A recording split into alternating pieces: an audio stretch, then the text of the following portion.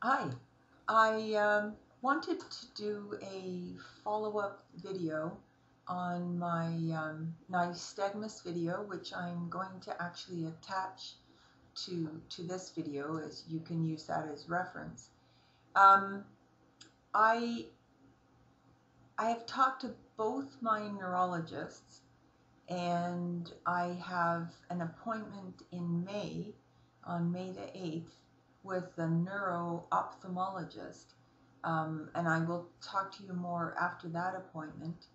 But one of my neurologists is local, and I do see her every 6 months. So she was able to see that the type of nystagmus that I do have is called fixed positional. So for me, it's not when I look to the left or the right, left or the right, it's when I look straight ahead, which is not so great. I do have what they call a null position to the far left and the far right. If I was to turn my eyes to either one of those spots, the involuntary eye movements don't exist. So they call that a null position or a null point. Uh, so this fixed positional nystagmus is when I'm looking dead ahead. So that is more difficult to correct. Um, I am on the gabapentin again. I went off it and then I went back on it to see. Well, first of all, I was having some balance issues with the gabapentin, but the gabapentin was prescribed to me to assist with the involuntary eye movements or nystagmus. I took myself off. The balance issues went away. I then realized, well, actually, it may have been helping me. So I titrated back up again, and I'm not going to the full dose that I could take, simply because it seems that when I get past taking 1,200 milligrams in a day, which is 4 300 milligram pills or capsules over the course of the day.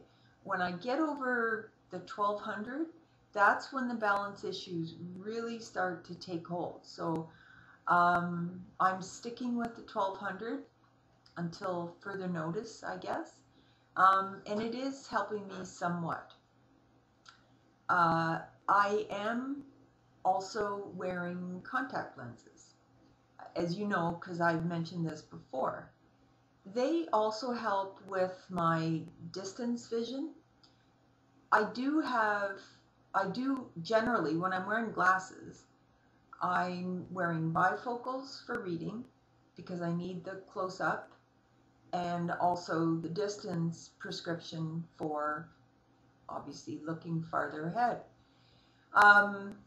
Unfortunately, the contact lenses that I do have are single vision or monovision.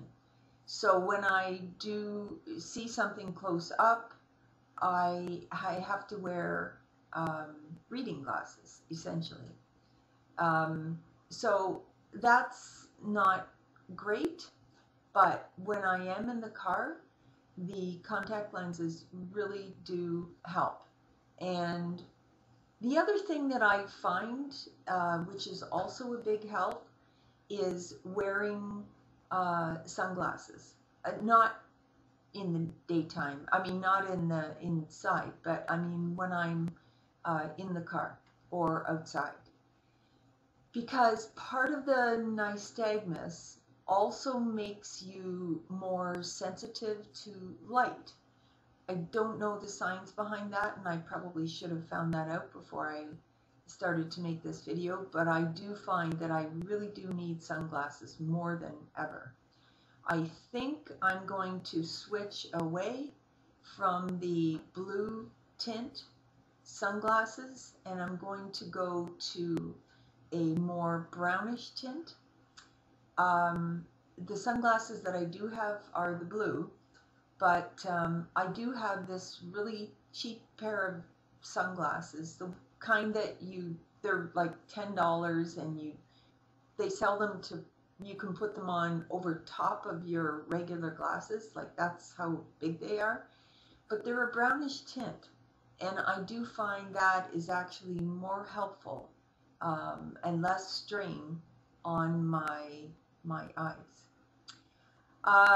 There's really not much to do with nystagmus. You cannot do eye exercises, which had been suggested to me by someone before, which I thought, well, that's a great idea. I'll try that to strengthen the muscles behind the eyes so that the eyes won't have as much of this involuntary eye movement, that jerkiness, the twitching. Consequently, nystagmus.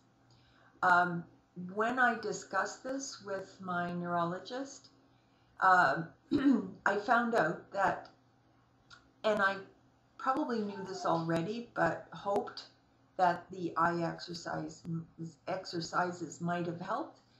But because it's neurological, so it's where the lesions are in my brain that are controlling my eye muscles.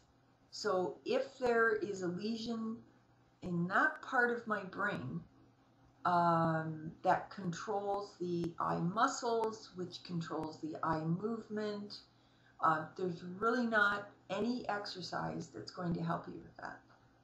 So really what I found is the gabapentin is helping me somewhat. The contact lenses when I'm out, and sometimes I wear them around the house anyways, but yeah, usually when I'm out, I will have the contact lenses in. The other thing is that because I am wearing the reading glasses, I have heard that you can have one lens being, one of the contact lenses being for distance, and one of the contact lenses being for close up. I had talked to my optometrist before about that. He said that considering the eye movements and the fact that I also have strabismus, that would not be helpful. I would be able to see hardly at all. So just because of the lack of control, because of the nystagmus. So that's out. However, when I see my neuro-ophthalmologist in May, I am going to be asking him about a few things. One of the things I'm going to ask him about is Botox. That's kind of probably not going to go anywhere because, again, it's the Botox to control the eye muscles. But if it's being driven by a lesion on my brain, then that's not really going to help. The other side of that is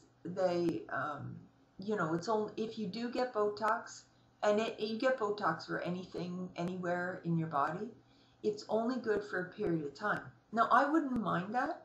If it was going to help me, I would say, yeah, go for it. So I will talk to him about that. I will touch on LASIK surgery, which would do no more than what the contact lenses are doing for me right now.